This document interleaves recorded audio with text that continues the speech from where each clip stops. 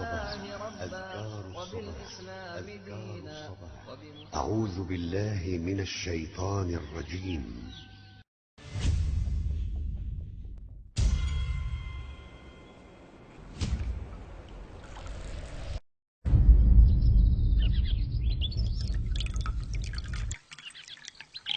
Alhamdulillah wassalatu wassalamu ala rasulillah nabiyina Muhammadin wa alihi wa sahbihi wa man walah. Asyhadu an la ilaha illallah wahdahu la syarikalah, asyhadu anna Muhammadan abduhu wa rasuluh.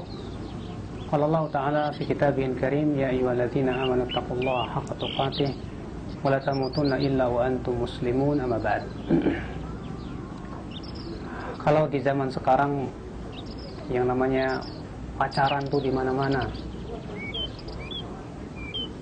pemuda-pemudi mereka jatuh cinta kepada pasangannya, dimana perkara seperti ini sesuatu yang luar biasa kita lihat di dunia. Seakan-akan pacaran itu lumrah, padahal pacaran itu sama dengan zina. Bagaimana tidak? Orang yang pacaran itu pasti dia tidak lepas dari saling berpegangan. Ya, padahal kata Rasulullah, la an yut'ana ra'su ahadikum bihadidatin. Lebih baik kepala seseorang ditusuk dengan jarum besi, ya, daripada ia memegang wanita yang bukan mahramnya. Pacaran tidak lepas dari berdua-duaan. Padahal berdua-duaan itu kata Rasulullah tidaklah laki-laki dan wanita ya berdua-duaan kecuali yang ketiganya setan.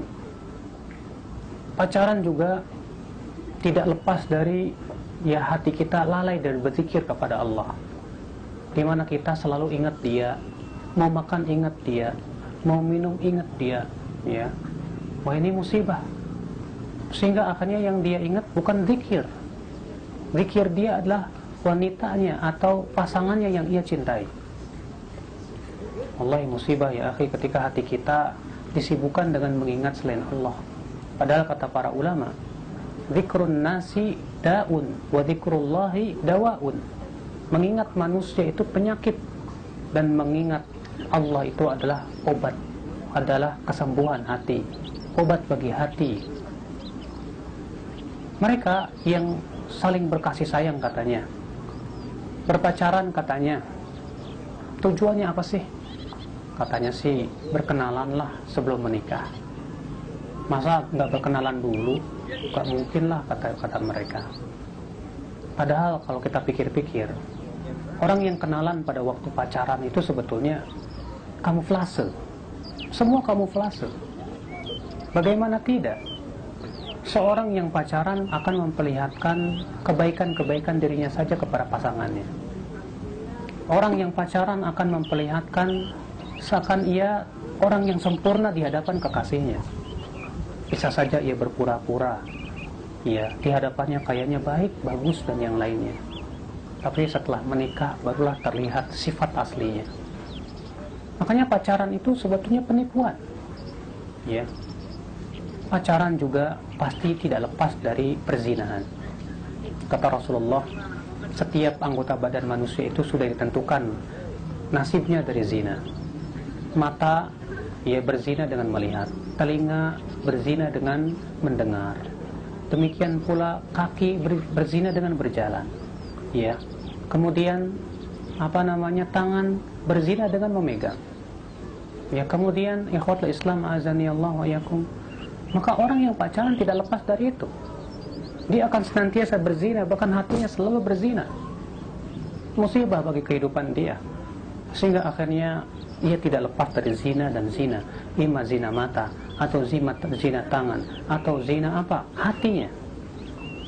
Bahkan itu sangat menjerumuskan kepada perzinahan. Padahal Allah Ta'ala berfirman, wala taqrabuz zina, jangan kalian dekati zina. Ya, jangan kalian dekati zina, kata Allah. Berarti segala sesuatu yang mendekatkan diri kita kepada zina itu diharamkan dalam syariat kita. Memang sih, ya katanya pacaran tuh enak, ya.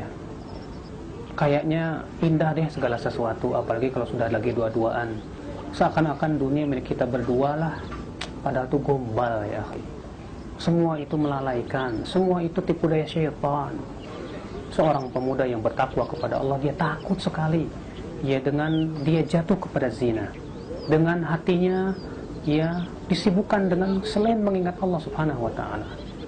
Orang yang pemuda yang bertakwa kepada Allah Subhanahu wa taala akan berusaha bagaimana supaya hatinya itu selamat dari penyakit-penyakit syahwat, penyakit-penyakit hati yang bisa melalaikan dirinya dari zikir kepada Allah Subhanahu wa taala.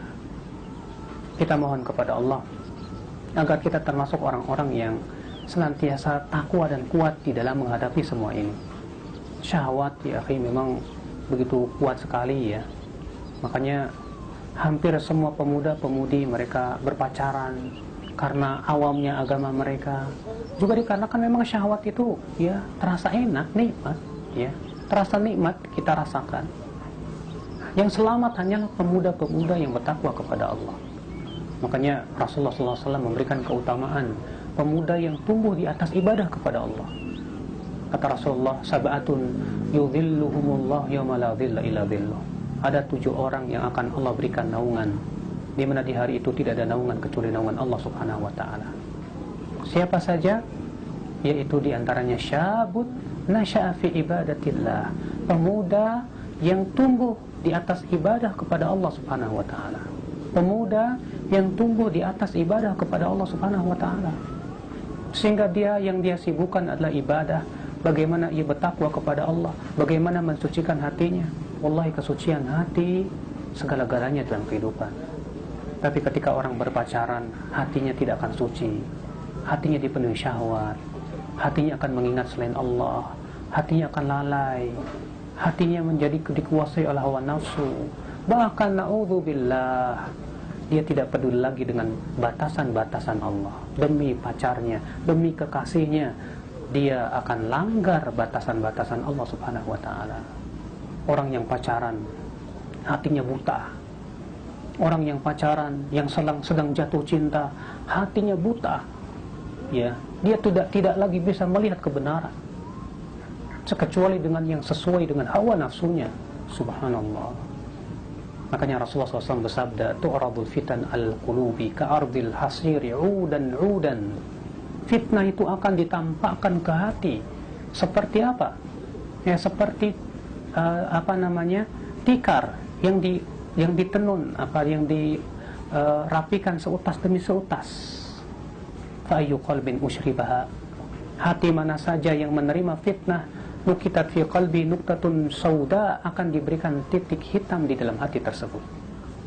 Dan hati mana saja yang menolaknya akan diberikan titik yang putih di dalam hati tersebut.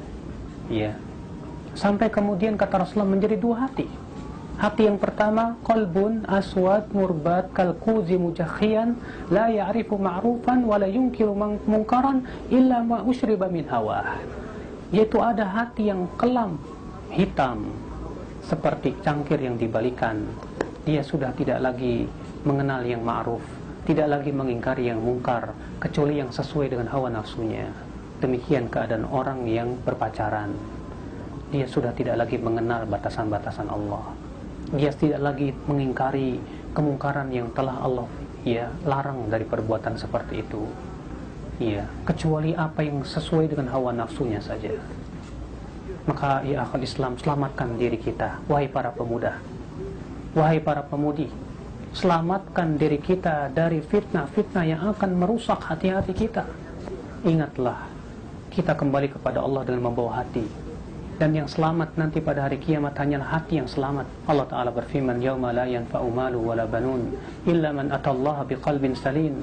Pada hari tidak bermanfaat harta dan anak-anak kecuali orang yang datang membawa hati yang selamat. Semoga Allah menyelamatkan kita semua, terutama para pemuda dan pemudi, dari yang namanya pacaran itu. Subhanakallah bihamdika, asyhadu an la ilaha illa anta, astaghfiruka wa atubu ilaik.